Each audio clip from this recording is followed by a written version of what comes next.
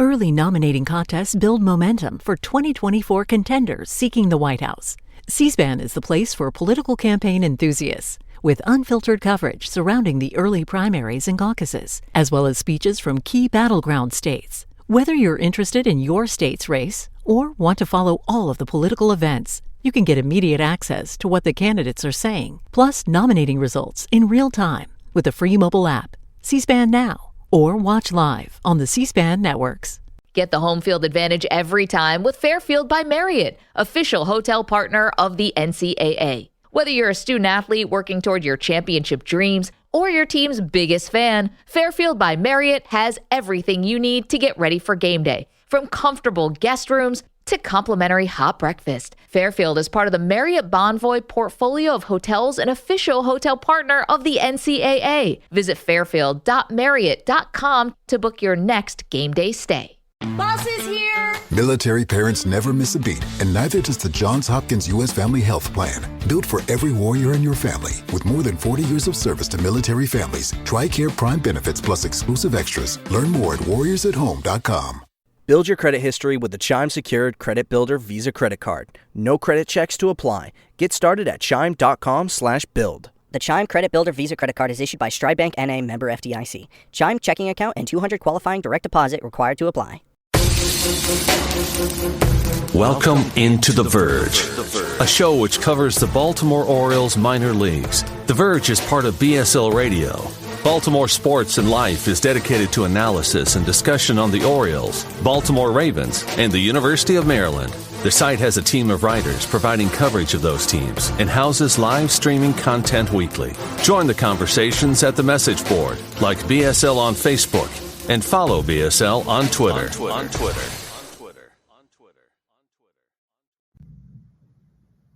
Want to make a podcast? Spotify's got a platform that lets you make one super easily, then distribute it everywhere and even earn money, all in one place for free. It's called Spotify for Podcasters, and here's how it works. Spotify for Podcasters lets you record and edit podcasts right from your phone or computer, so no matter what your setup is like, you can start creating today. Then you can distribute your podcast to Spotify and everywhere else podcasts are heard. Video podcasts are also available on Spotify. With Spotify for Podcasters, you can earn money in a variety of ways, including ads and podcast subscriptions. And best of all, it's totally free with no catch. Ever since we discovered Spotify for Podcasters, we feel like having options like video podcasts and Q&A lets us be more creative on another level. I highly recommend you give it a try. Download the Spotify for Podcasters app or go to www.spotify.com/podcasters to get started. Welcome to On the Verge. This is Zach Spedden, joined as always by Bob Phil and Nick Stevens. On tonight's episode, we're going to recap the MLB trade deadline, talk about what the Orioles did and did not do on July 30th. We're also going to get into some injury news in the minor leagues, and we're going to talk a little bit about the current status of Adley Rutschman, who continues to dominate at Bowie while calls for his promotion in Norfolk grow. We'll get to that in a moment, but first, On the Verge is brought to you courtesy of Mercer Floor and Home Carpet One. Mercer is a third-generation family business that was established in 1959 and is located on Main Street in beautiful, historic downtown Westminster, Maryland. For all of your flooring needs, think Mercer. So, as some of you know, On the Verge recently launched a Patreon platform, and we've gotten a lot of great support so far as a way for us to offer bonus content beyond the weekly shows. We've been doing daily recaps, which Bob has done an excellent job with, and some instant reaction pieces. So be sure to check that out, and we're going to give a shout out to our current members. Yeah, so Nathaniel says, can we take a moment to appreciate Zach's microphone upgrade? Yes, we can. That's the kind of stuff that happens when you support our Patreon. We're able to do that kind of stuff.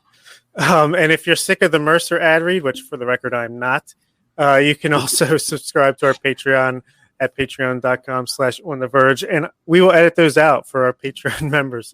So when you sign up, we promise to give some shout outs. So I'm going to shout out the 14 excellent supporters that have already signed up, starting with my sister, Sally Freeland. Big up, sister.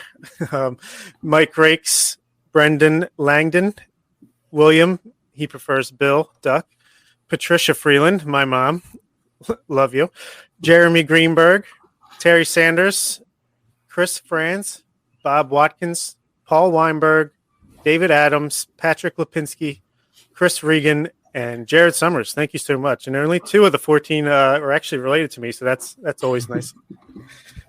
Yeah, that is nice. And we've had a lot of fun interacting with our listeners in the WhatsApp chat that we've started. So if you have already subscribed but haven't joined the chat, I would encourage you to do so. It's a lot of fun. But if you're considering subscribing, that's one more incentive to think about. So certainly something that we enjoy is, in our time between shows, getting to interact with our listeners. So one of the things that has been discussed a lot in that chat is the trade deadline. Which came and went with very few players coming out of Baltimore. Freddie Galvis was traded while still on the IL to the Philadelphia Phillies in exchange for minor league reliever Tyler Verge. If you follow our social media, you'll note that we've been sharing some information on Verge, mainly from Eric Longenhagen at Fangraphs, who noted that Verge has a fastball that runs in the mid-90s with a slider, had the highest swinging strike rate in the Phillies farm system at the time of the trade. 23 years old, he'll turn 24 next month, and had put together good numbers at High A Lakewood prior to the deal. So he'll be someone to watch for the rest of the summer. One other thing to note, he's not Rule 5 eligible until next year.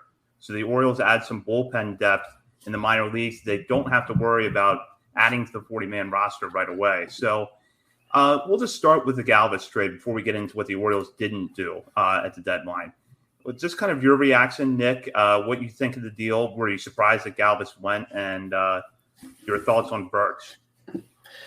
Yeah, we all assumed Freddie Galvis was going to be a trade piece at the beginning of the season. We knew he was just a placeholder, but I kind of surprised because I thought he was going to be done for the year when he went down in that injury against Toronto. I've only watched a handful of games, major league games this year, and that just happened to be one that I was flipping through, and it didn't look pretty. You felt terrible. That look on his face just seemed like he was done. And so to see him rehabbing again and healthy is awesome. I've always been a big Freddie Galvis fan, especially when he was with the Padres and my time covering the Padres there for that year he was there. So I've been a big fan of his. Glad he gets to be back on the field, but it's another arm in the system. Verge is interesting for sure. Just based off everything we've read about him. Fangraphs actually slotted him in 35th in the Orioles system. I don't know if you guys saw that. I forgot to throw that in the chat this morning when I was looking. So for reference on Fangraphs list, that's just behind Michel Deson, who they have 34th, and just ahead of guys like John Rhodes, who's 36th. Zach Watson is 37th, and Kevin Smith is 38th. So kind of for reference there.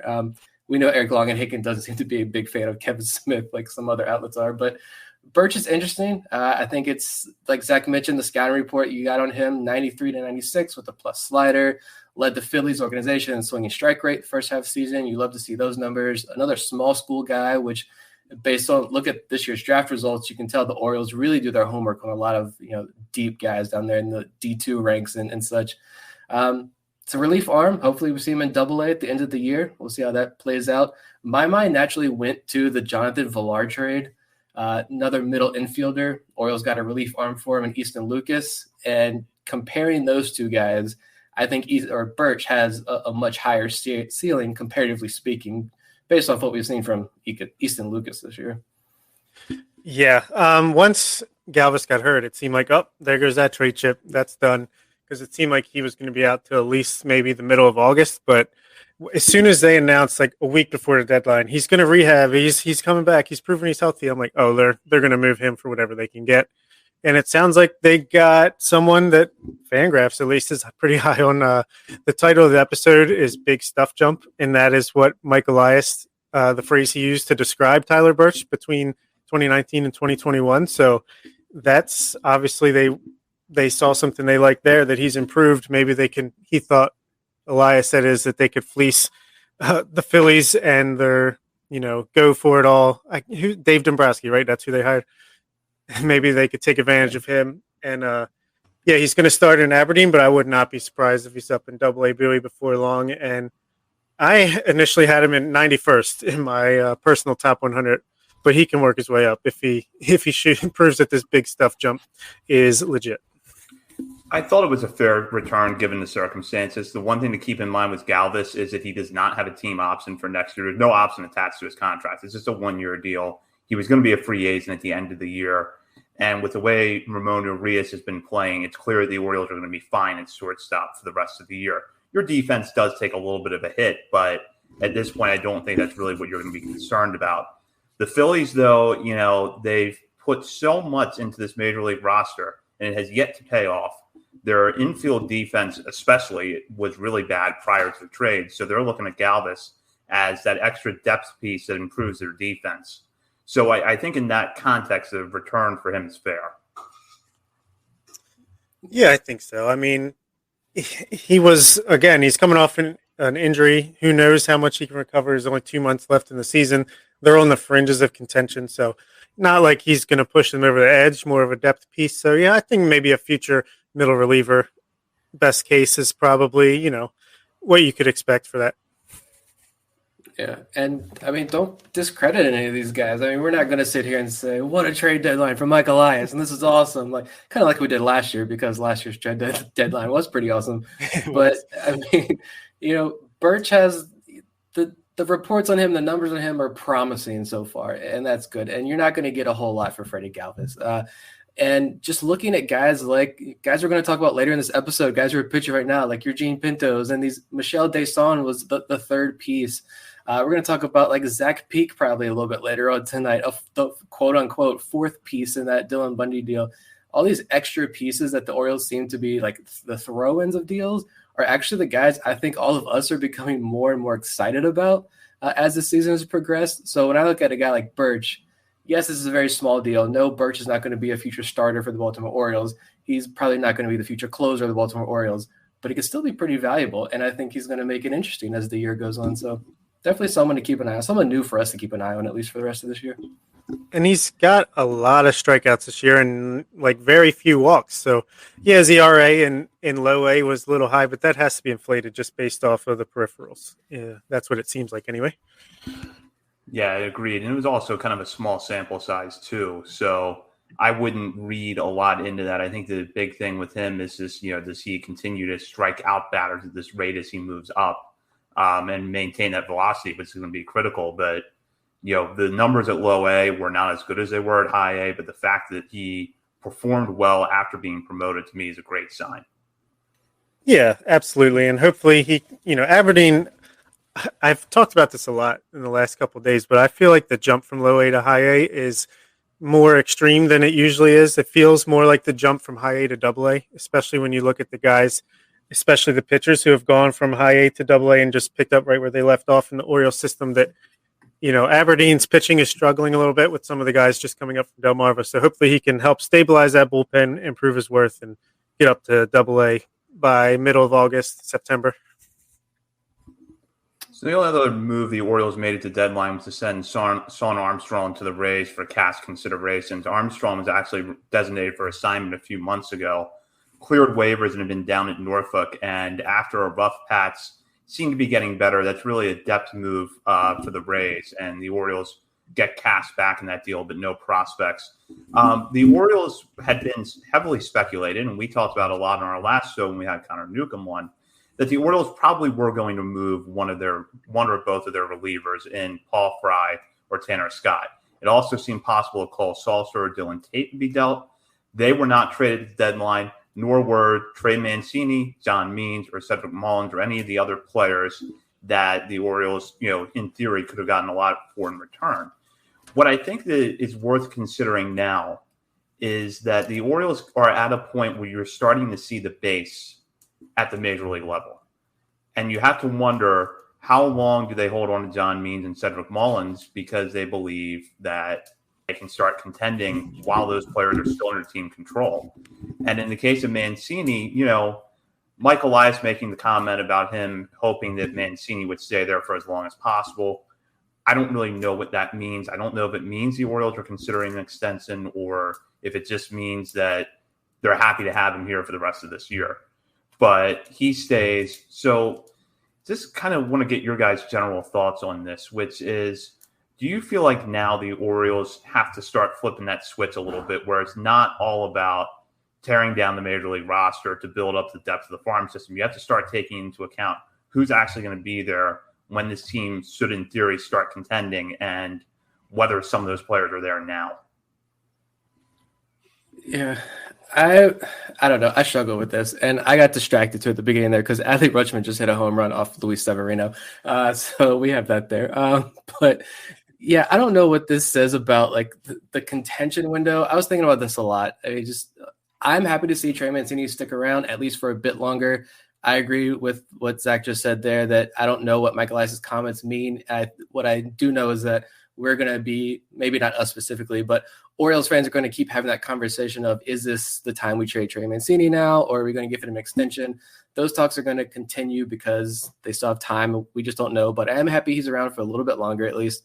I think the fact that Mullins and Means were off the table tells you everything you need to know about how the Orioles view them, which is comforting because like I need to see a sustained success from these guys. Like I'm not sold on Austin Hayes. I'm not sold on Anthony Santander at all. And Mullins, I'm not sold on Mullins either yet. It's one of the greatest stories in all of baseball this year has been Cedric Mullins, but I want to see him come out next year and still be an above average league hitter for me to fall in love there and think this is going to be a guy who's going to stick around long term. But that's only three pieces. So maybe you can throw Ryan Mountcastle in there as well.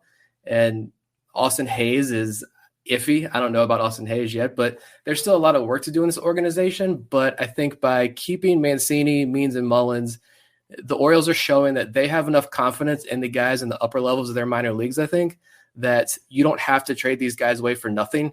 The Orioles are still in this we need to acquire talent phase, but they're not in this we need to ship off Trey Mancini for 5 prospects just to boost the farm system because we need arms or we need guys to get at bats. They can be a little bit picky about guys that they trade off. So I think right now the organization is just in this really weird position. Like we don't have the pieces to really sell off at the major league level. We don't really need to sell the pieces off at the major league level, but we've got to wait for Adley Rutschman, Grayson Rodriguez, Michael Bauman's, Jordan Westberg's. We have to wait for all of these guys. And hopefully, hopefully it all pans out in the near future. Yeah, I mean, maybe it's the optimist in me, but I took Elias's comments after the deadline as kind of like the most positive he's been here. At least, I mean, he still said, we're a long ways away and he's daunted by the talent in the division. But to me, I mean, maybe he's just blowing smoke, but it seemed like he's thinking more, okay, we can start to turn this around in 2 or 3 years, start to try to contend.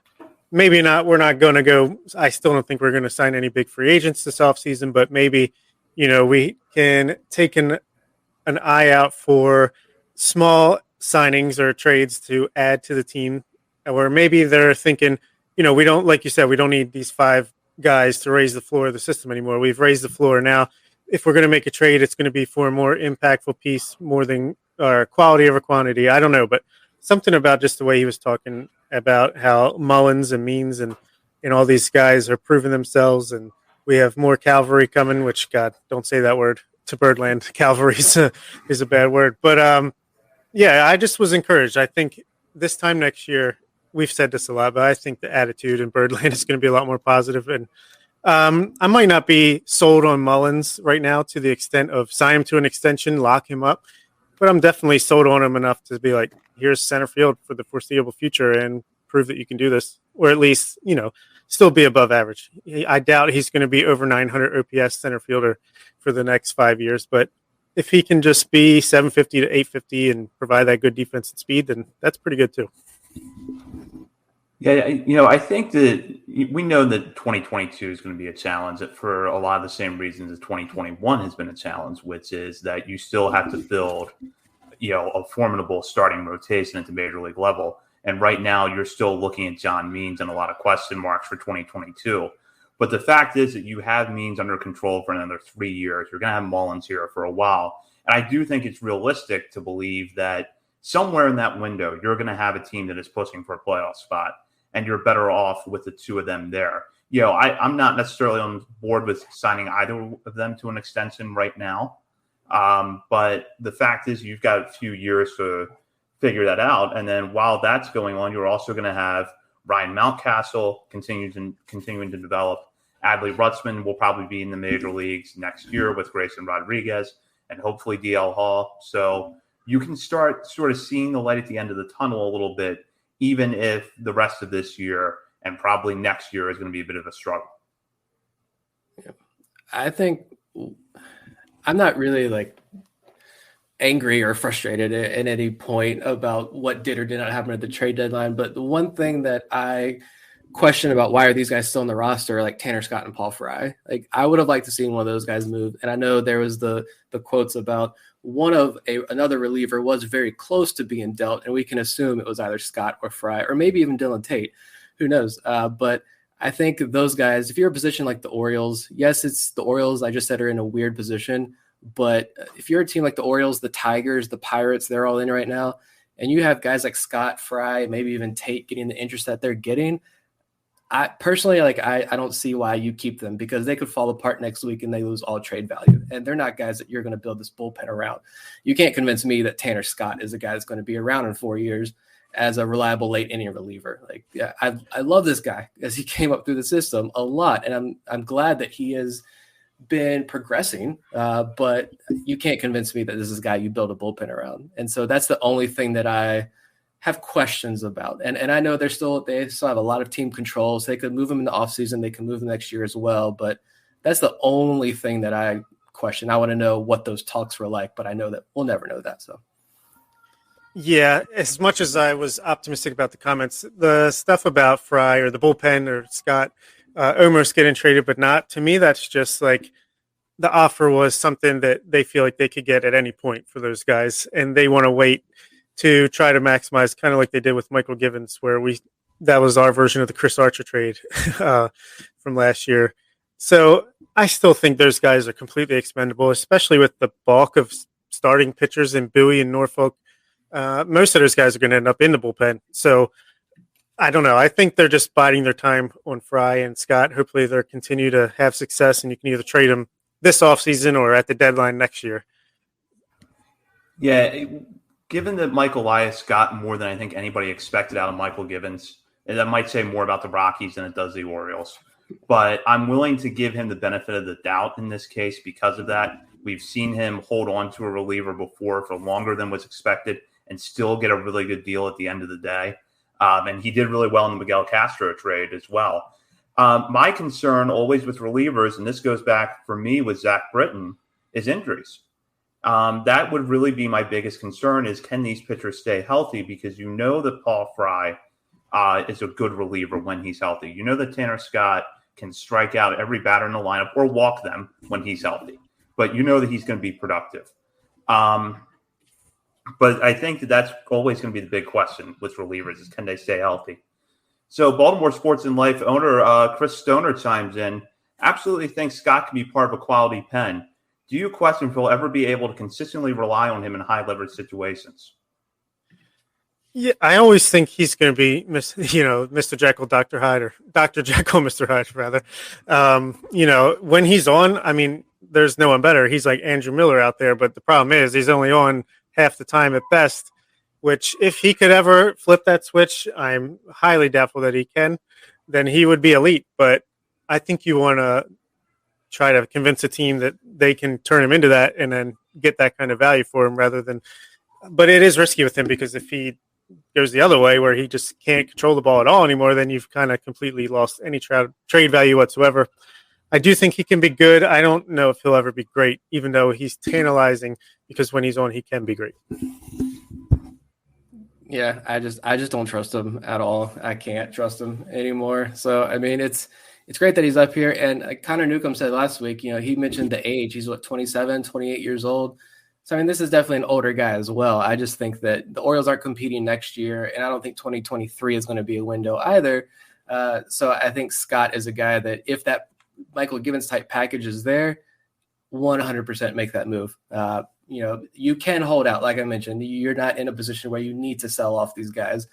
You can hold off and wait for that right package. And I think if the offer is there, he'll take it. Mike Elias will take it in the offseason. But yeah, Scott's tough. I do want to love him. I really, really do want to love him, but I just can't. He's come a long way in the majors, and I give him a lot of credit for that. But I always think the walks are just going to be part of his game. And it's a matter of how comfortable you are putting him out there when you know he could strike out the side or he might walk two batters and quickly get himself into trouble. And I think that's always going to be a little bit of a limit. He has great stuff. Now I'm thinking back to another Orioles reliever from, a while ago, George Sherrill, who walked a lot of batters and was generally successful despite that. He didn't have the stuff that Scott had, but you kind of knew there was a limited time period where George Sherrill was going to be a good major league reliever.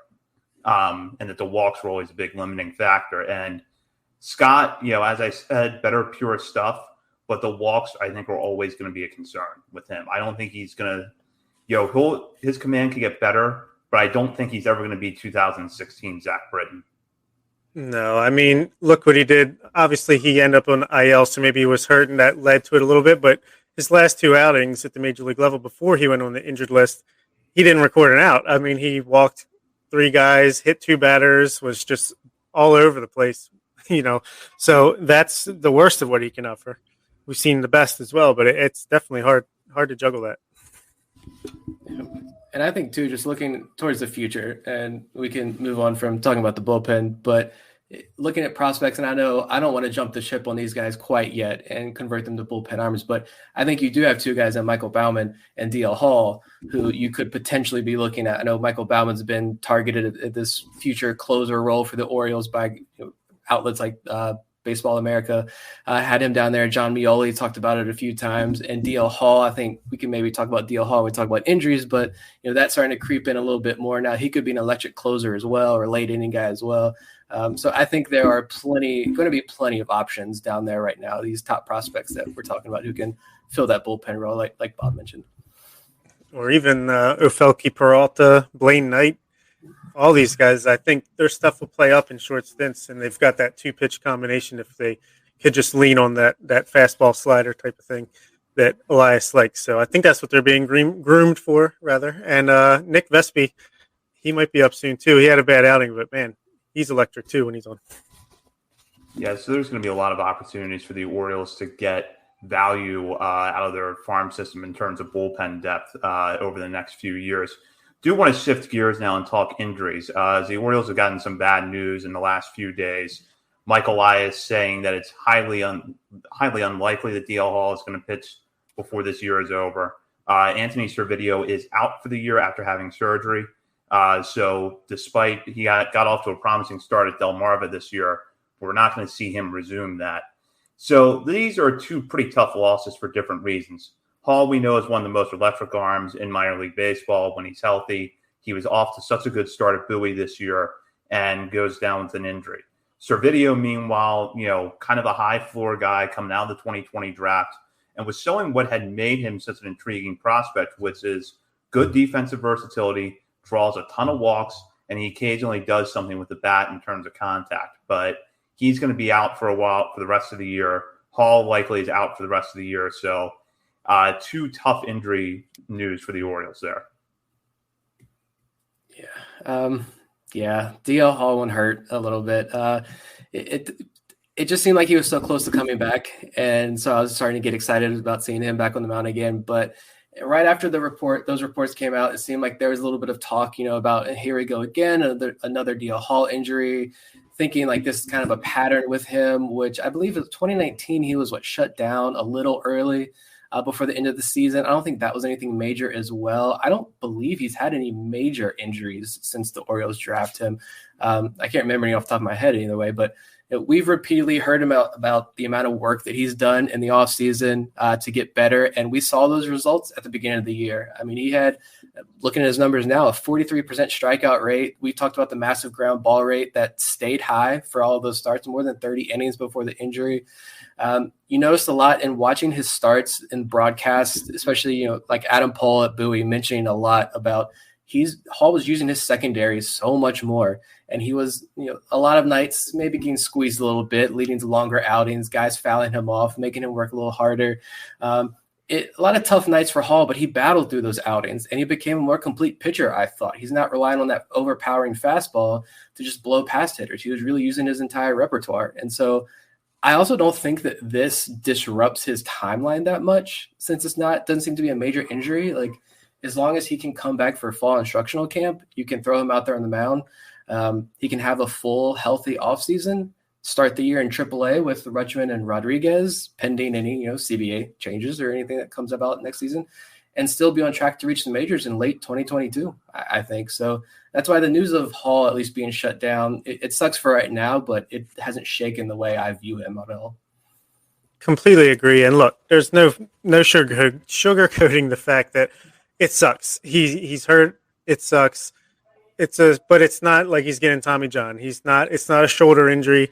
It's a stress reaction, stress fracture type thing that's going to heal, and he's going to be fine. And yeah, he got shut down in 2019, but I don't think we heard anything about an injury in 2020 when they were doing the alternate site. And he's, like you said, he's got a lot of work in. Maybe he doesn't have a ton of innings the past couple of years officially, but he's been throwing a ton. So I think they're just managing him a bit, and it's definitely could be worse, could be better. But like you said, I don't think it really messes with his timeline too much. Maybe it pushes him back a couple months in the end, but who knows? Maybe the CBA comes out and all of a sudden everybody's prospects are up starting from opening day next year. That would be great. But as far as Servideo, even that, it sucks. He's losing development time in official competitive games, but it's a hernia. It's not like he blew out his knee. It's something you can definitely recover from and get back. I think we'll definitely see him in Arizona Fall League and fall instructionals and stuff like that. So he can make up a little bit of lost time there.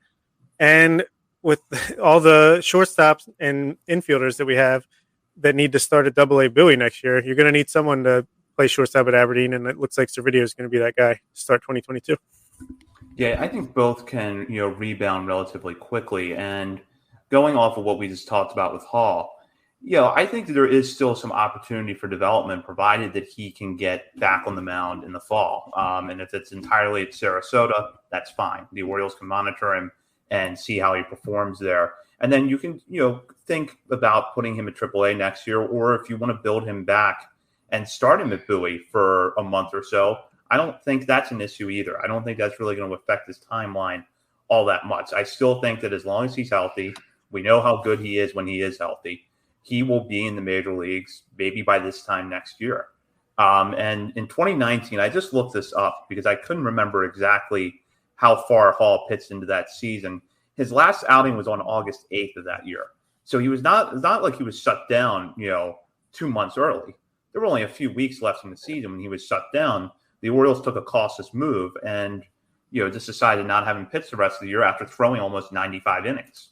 So, long term, we still have to figure out where Hall fits as far as a starter or reliever, but that's something that we can worry about in a few years. I think for now, the big thing is just getting him back on the mound, sometime over the fall and having him build up for 2022. And, with Servideo, I agree with Bob. I don't think this is going to be a big setback. He should be able to recover from this. Still puts him in line to be the starting shortstop at Aberdeen next year. And, based off of what I saw at Delmarva before the injury, I think that he's a guy that, could be part of this organization's long-term plans, even if he's more in that utility mold rather than a starter at the major league level. But, you want to see him back. I think the Arizona Fall League would be a good thing for him if he can rehab well over the next few weeks. So, I don't think these are necessarily big setbacks, even though in the here and now, it's really disappointing because we want to see DL Hall pitch. We want to see Anthony Servideo in the lineup every night at Delmarva or Aberdeen. And we're not going to have that for the rest of the year. But, just like what we've already dealt with Joey Ortiz, we're just going to have to hope that they recover and, get back on the field.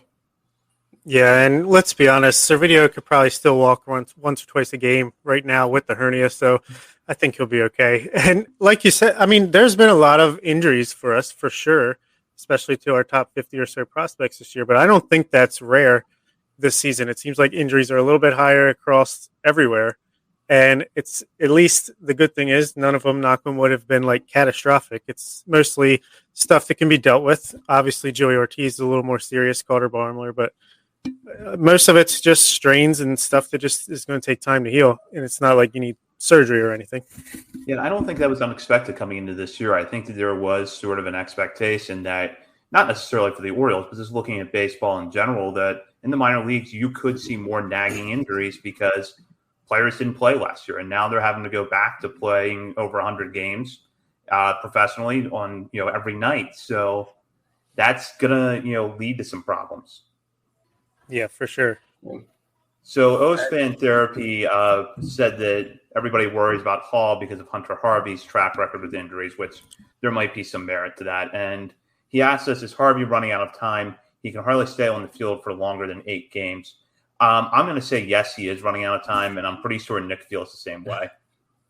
Yeah, the first comment, I definitely understand that. I get that vibe as well. I totally get that. But is he running out of time? The clock's done. The clock's out of batteries. Like, he's gone. I don't think we'll ever see him back on the field again, to be totally honest. I mean, it's just – and I don't really think that's not his fault. All the talent in the world is there. I think that's just one of those really baseball disaster stories that he just couldn't help. I mean, it's injury after injury after injury after injury, but every single year for the last 6-7 years, he's been on the top 30 prospect list. Every major outlet keeps him on there.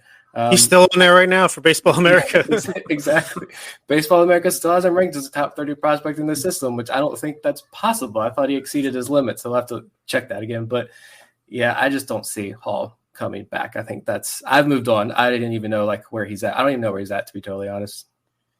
Yeah, I'm not that pessimistic on him. I think definitely whatever you can get out of him from this point is just take it as a bonus. But let's be fair here to Hall. He hasn't missed season after season with injury. I mean, he's been shut down here and there a couple of times for minor things. It's nothing like Harvey's gone through. I mean, his arm is held together with toothpaste and bubble gum or whatever MacGyver type stuff you can come up with. But yeah, I think he's ran out of time as far as a legit prospect, someone you could count on. But if he's healthy for 25 innings a year and can throw 100 miles an hour, then let him throw 100 mile an hour those 25 innings a year and see what happens. But yeah, as soon as he starts to cost some money, I'm not sure they're going to want to keep him around.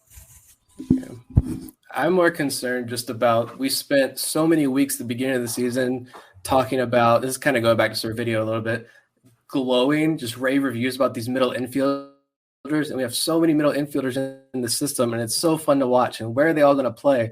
And now Ortiz had the labrum surgery, and he's out. Servidio's out for the rest of the year. Adam Hall's on the IL. Greg Cullen just went down on the IL. We saw him over the weekend. Yeah, Taron Vavra's out. We don't know when he's coming back. So Servideo is just kind of another thing to add to this pile here that really stinks. I think that's more concerning to me, or maybe not concerning, frustrating, I think, right now than the Hall injury, to be completely honest. Because like I said, I don't think this disrupts Hall's timeline that much, if any. Yeah. I mean, sorry, Zach. Beginning of the year, we're how are they going to find time to fit in all these excellent middle infielders? Well, they found a way, unfortunately. They got Seth Mejias-Breen playing middle infield now, so there we go. Yeah, Nick, I think you hit the nail on the head. It's more frustrating than it is concerning, just because when we had all these middle infielders playing earlier this year on a nightly basis across these affiliates, it was a lot of fun to watch. And most of the time when I would check the box scores, I would pull up Bowie, and the first thing I'd want to know is, what did Taron Vavra do? What did Jahmai Jones do at Norfolk? What does, Jordan Westbrook doing? So that was really fun to follow. And the fact that we haven't had it for a while, and we know now we're not going to have Servideo back in the lineup this year, is frustrating, but not necessarily a long-term concern. Yeah, I think, and a lot of those guys we mentioned too these are advanced college bat guys. Servideo, SEC guy. Vavra is an advanced guy that we imagine wouldn't spend a whole lot of time in the minor leagues. So I think just across minor league baseball, just looking at it as a whole and the whole injury thing, 2020 is going to cause a ripple effect for a couple of years. And then on top of that, guys getting hurt, just natural injuries from ramping up from no season, working out in your backyard, throwing into a barn door, whatever a lot of these guys were doing, to go into a full minor league season, that's huge. Even guys going from the alt site to a full minor league season is a big jump up. And so I think a lot of people say, well, shouldn't your arms be fresh if you're a pitcher? Well, yeah, but I mean, this is real life game competition. And we watch these minor league games on a nightly basis. They're going at it 100%. And these games get competitive, even down in the minor leagues, even Delmarva. I mean, they're going hard every single at bat, every single pitch. These guys are now, it's real life again. They're fighting for their jobs. So they're giving it their all, and injuries are just going to creep up. And so I think you're going to see older guys still at lower levels for a couple more years as 2020 set them back, and now injuries are setting them back. But I don't think it's taken away what eventually they can become for a lot of these guys. Completely agree. And You even see like Westberg, Henderson, they usually get a day off a week, and that's to try to keep them fresh. It's going to be a long grind season, and I wouldn't be surprised if you start to see some of the numbers slip a little bit the last month or so of the season as they just kind of get worn down. But hopefully that's not the case. But it is, to go from 0 to 100 is not easy. So they're battling through it, and hopefully they come out ahead. So another injury update that we got over the weekend was about Heston Kjerstad, who I'm sure our listeners know is battling his way back from myocarditis. There's still not a specific timeline right now attached to when we're going to see Kjerstad again, but there was a little bit of hope from Mike Elias' quote, and I'm reading here from the Baltimore Sun. We're continuing to hope for some good news here soon, and we've got our fingers crossed for that, and we may get some soon. That's really all I can say right now. It's been, to say the least, a very trying and unfortunate circumstance for him and the organization, but we're helping him and supporting him, and we've still got a lot of time left, and this is something that we think will pass. So that's a little bit of encouragement from Mike Elias, although we still don't know a lot of specifics, and I know the three of us continue to feel that it's just important for Kjerstad to regain health. Whatever happens in baseball happens. But just as far as this quote goes, any reaction here, Nick, Bob? I mean, it's like I said, it's promising. I hope he does get the opportunity to get back out there in the field, at least in fall instructional camp.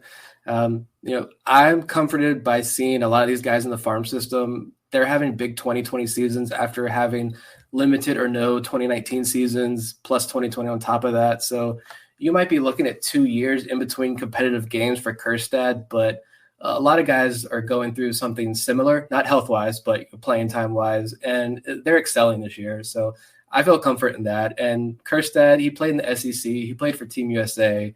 He played well at both of those levels against high competition. So like I just mentioned with the other guys, I don't think he's going to be hurt developmentally too much. As long as he can come back fully healthy, then, I mean, you're looking at next year, maybe starting in best case scenario, I think maybe starting in Delmarva to get some of those at-bats, and then he can be a guy that rises up pretty quickly as long as he's healthy.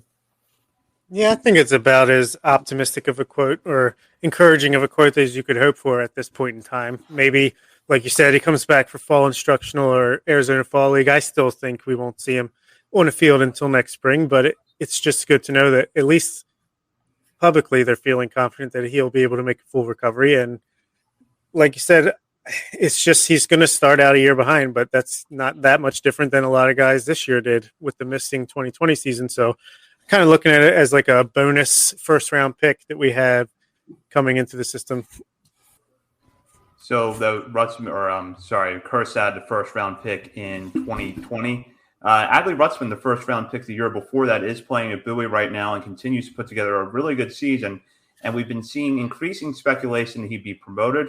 In fact, when Nick, Bob, and I went to Bowie a couple weeks ago, we thought we might be seeing Rutschman's last game AA. As it turns out, he's still there.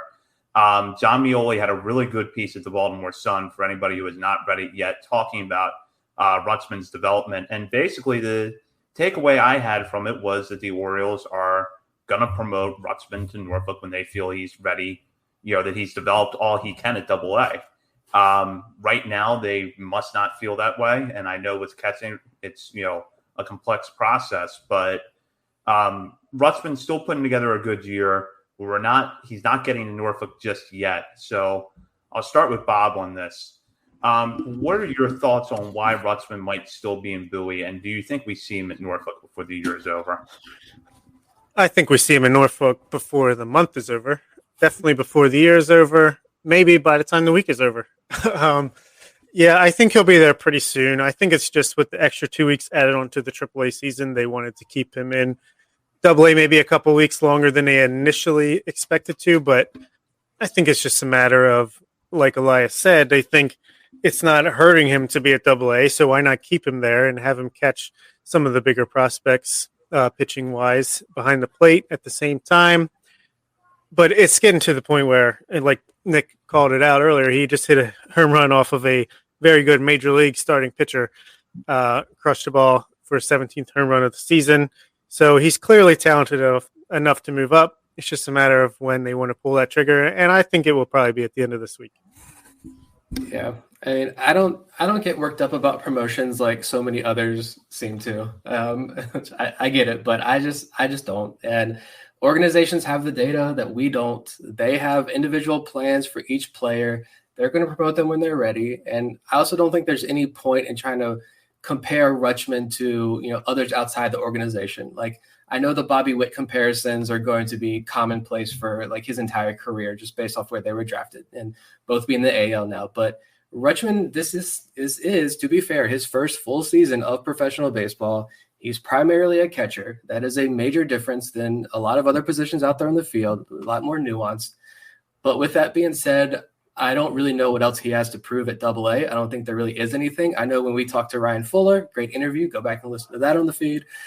He said there are some things that, they're still working with him on. And I do believe that. I don't expect Rutschman to be a complete hitter right now at this point, but I'm also not a hitting coach, but I don't see any glaring holes in his game. I think the numbers speak for themselves. They've been fantastic all year.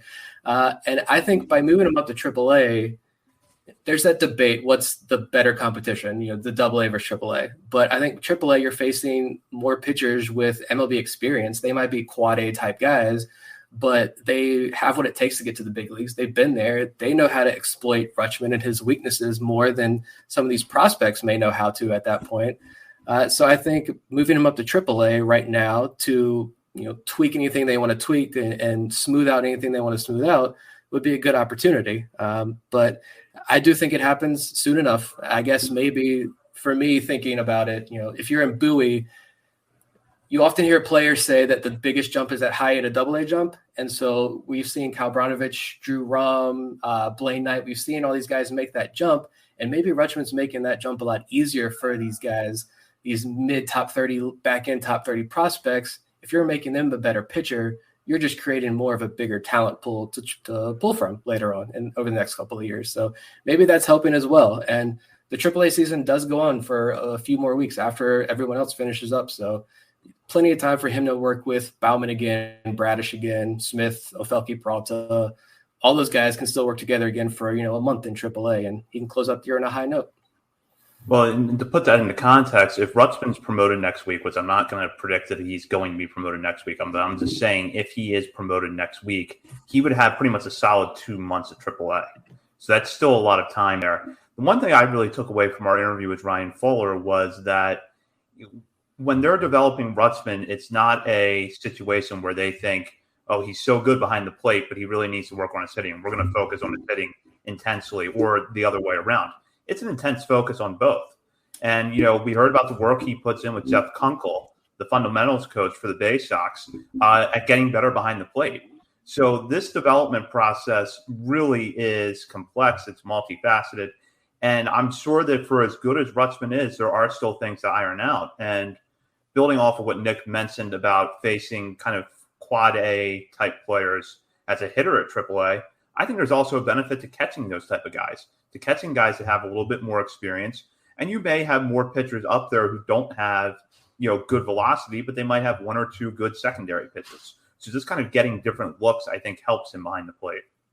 Yeah, that's a good point. And I think no shot, because I think all the coaches that Elias has brought into and Matt Blood have brought into the organization are great, all the new guys. But I think there's no doubt that Justin Ramsey and Ryan Fuller are like the cream of the crop when it comes to the coaches. So the longer you can keep him and the rest of the guys with them, that's only going to benefit them before they move up.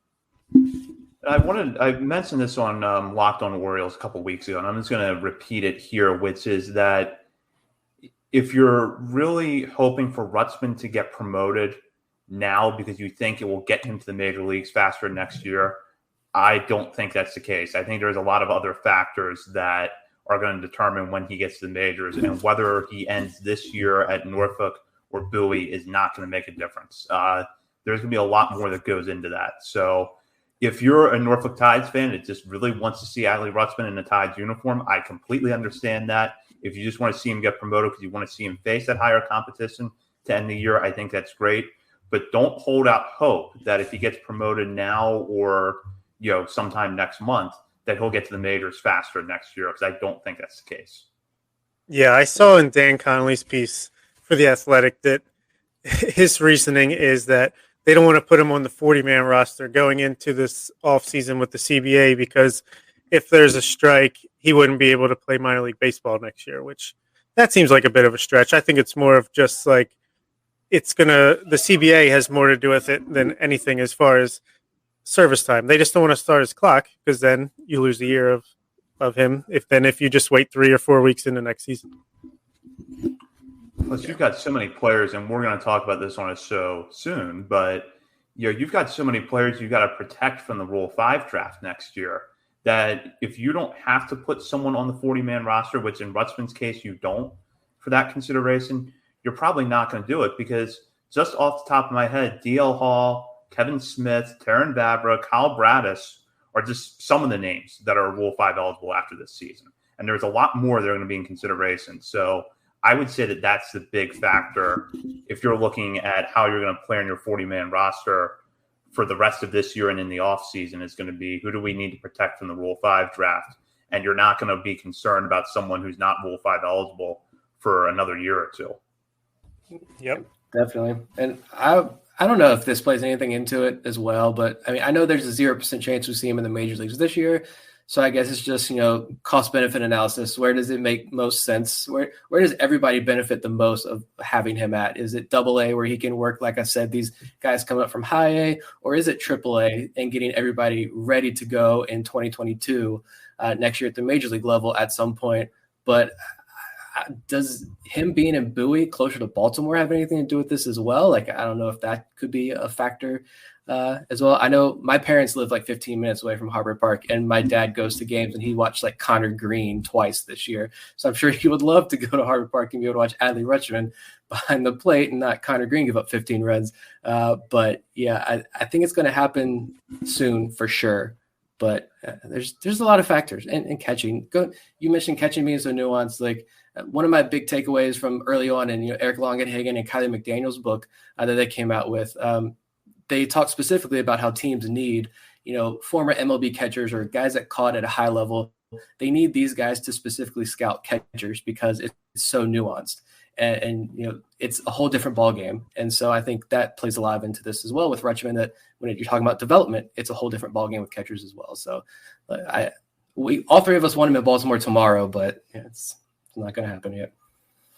So we'll move on now to our weekly segment, where we highlight a player outside of the top 30 farm prospect rankings and talk about something they've done recently, whether they've had a good game, good week, good month, whatever, and just what stands out to us about them. So we're going to start this week off with Bob, who actually has 2 players that he wants to shout out. I'm going to make it 3, actually. 2 super quick. Logan Michaels, just wanted to shout out him, undrafted free agent out of Virginia. He made his professional debut in high A Aberdeen last week and got a base hit in his first ever at bat. And he ended up hitting 500. I think he had a double or triple in there. He threw out a couple base runners, blocking balls in the dirt, just doing it all, just making a good impression right away. And then I think he was sent back down to Delmarva for this week to really just settle in, but just wanted to give him a shout out. That was pretty cool to see. Another quick one is Felix Bautista. Just throw him in there.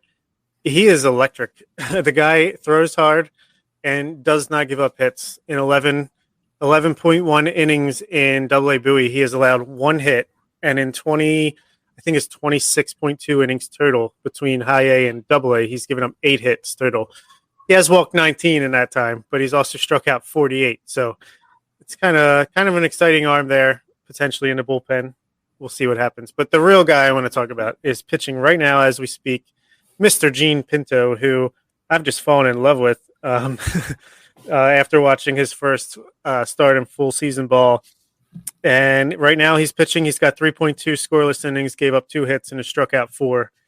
The guy's stuff is just electric. He's got a mid-90s fastball that he combines with a nice curveball or some kind of breaking ball and a changeup, and they all seem like they tunnel together really well.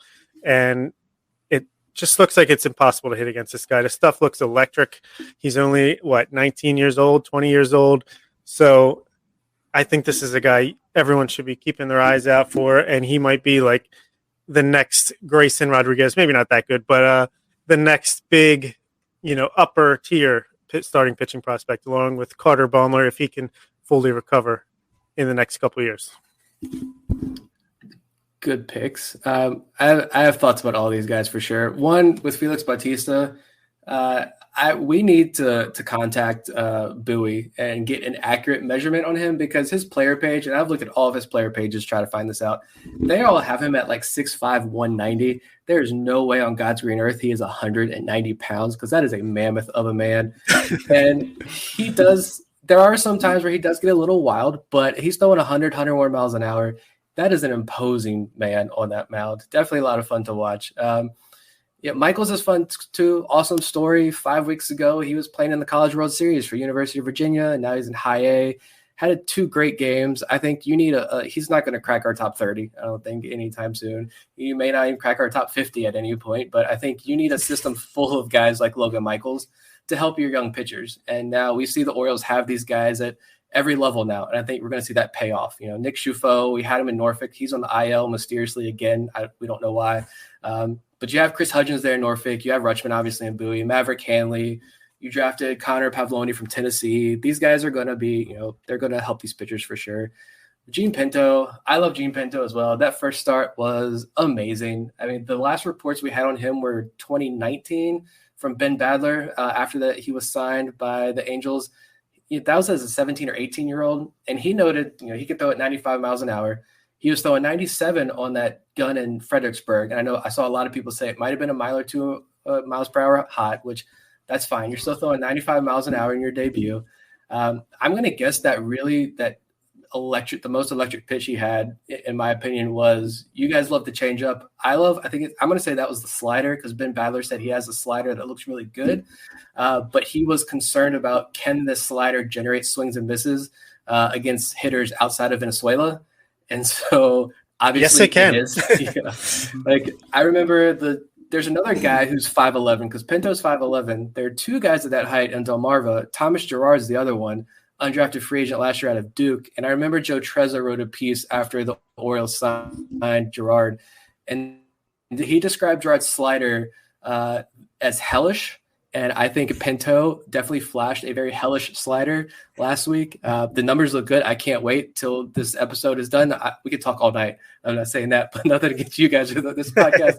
But I'm excited to go back and watch that start to see what it looked like, because the numbers look great. I'm very excited to see where his development takes him. Yeah, Pinto is quickly rising for me as far as pitching prospects go. The slider looked really good, as Nick said, in that start against Fredericksburg. That changeup is something else.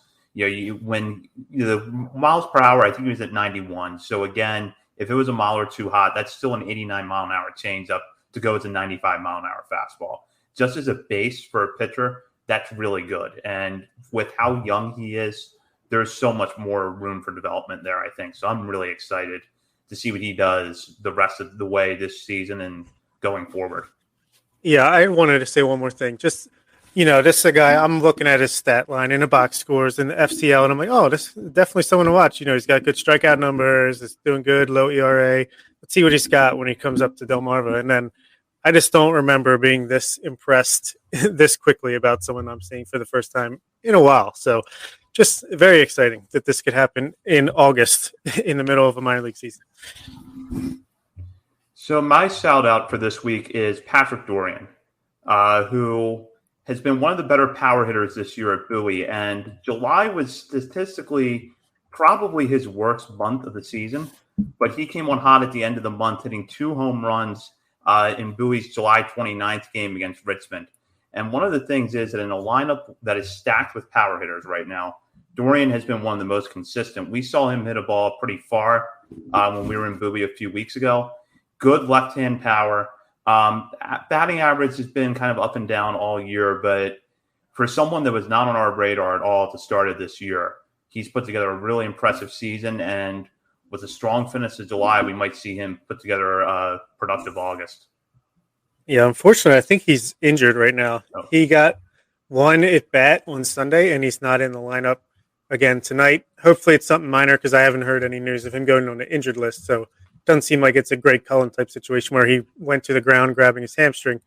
But yeah, I mean, the guy keeps impressing me. I keep thinking, oh, he's going to fall back down to earth. He's going to fall back down to earth. No, he's continuing to hit for power and drawing just as many walks as Adley Rutschman in the lineup. Yeah, he's hitting around 250, but I mean, at this rate, I'd like to see him move up to AAA as well soon and kind of take over Rylan Bannon's spot as that option to come up at some point.